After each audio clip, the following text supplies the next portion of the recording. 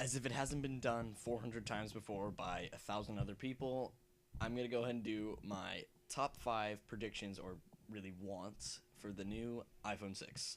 So let's jump right in.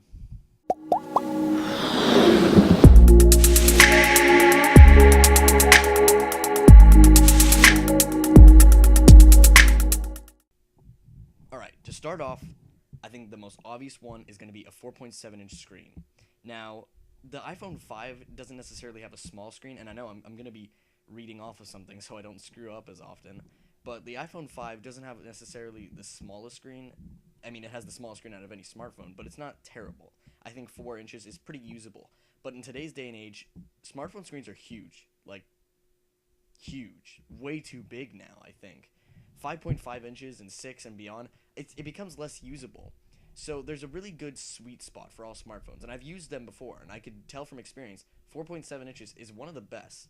At 5 inches, you start getting a little too big, and at anything below 4.7, it just is a little small. Maybe 4.5 would be okay with me, but I think 4.7 is really a nice sweet spot.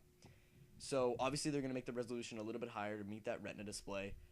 I know the Retina display is about 321 ppi, but in this one they're going to make it some 1147 by 740, something crazy, just to make it fit with their Retina qualifications, and that's fine with me as long as I can't see any pixels, so I'm cool with that. I would like to see a 1280 by 800, just so it would be nice even numbers, whatever, but Apple won't do that. Next up, a thinner and lighter design. So we already know it's going to have the same beautiful metal out exterior with the nice glass front, and the glass we'll get to later, but the metal, I know it's going to be thinner. We all know it's going to be thinner at this point. It's going to be about the same thickness as an iPod Touch 5th generation, and that's really thin for a smartphone. It's really light too, and it's not like the iPhone 5 is unusable. It's not heavy and it's not thick, but making that even thinner and even lighter would just make it such a great phone to immerse yourself in. It's going to be, you won't really notice it in your pocket. It's kind of nice to have something like that.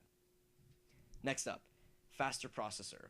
Now, the A7 is no slacker when it comes to performance. It's a really great processor, really fast, and it's 64-bit. So we already know Apple's going to update it like they always do, and we're going to see the A8 processor. It's going to have a higher clock speed, still dual-core, but the thing about it is iOS doesn't really utilize more than 2 cores, which is great because Apple does hardware and software, and they could really make it work together. So that works with me. I'm cool with that, having a dual-core processor as long as it's fast. And obviously we're going to see 64-bit, which is great. Next up, improved camera. Now, the iPhone 5S camera is amazing. One of the best smartphone cameras in the world.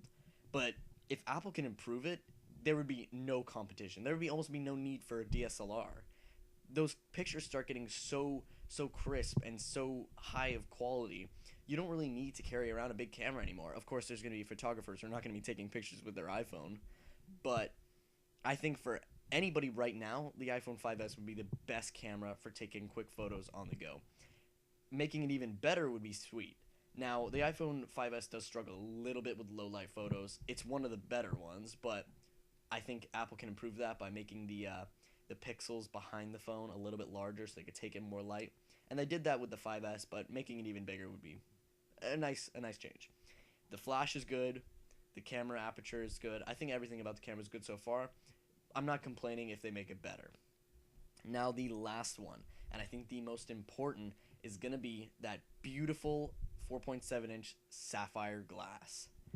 Now, the thing about the sapphire glass is that it's confirmed that it's not pure sapphire. Thanks to MKBHD, Marquez, he showed off the front glass, and he scratched it with sandpaper. Now, that did scratch the glass, but it's not like you're going to be using that all the time you're not going to have sandpaper in your pocket scratching your phone. What we do know is that it's very strong and very, very difficult to break under your own force. And that's going to be really awesome. I think personally, if I do get the phone and I have plans to get it, I would not use a case with it, because the biggest concern with me about my smartphone is going to be cracking the glass or scratching it.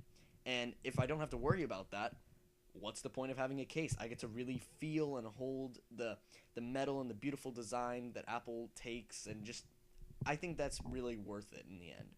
Now, this could come at a significant price bump, about $100. Hopefully it doesn't. We really hope it doesn't. And after seeing that it's not pure sapphire, I wouldn't expect it to, but I could be wrong. So yeah, those are my top 5 iPhone wants or predictions.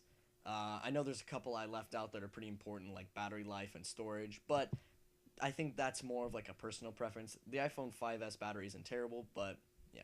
So those are my top 5. Let me know what your top 5 is in the comments below. I'd love to see what you guys think. And yeah, I can't wait for the iPhone 6 to come out. I'm gonna try to show that off when I get the chance. I'm gonna try to pick it up when it comes out, and I will give you my opinion on that. So yeah, thanks for watching, and I've been Jake, and peace.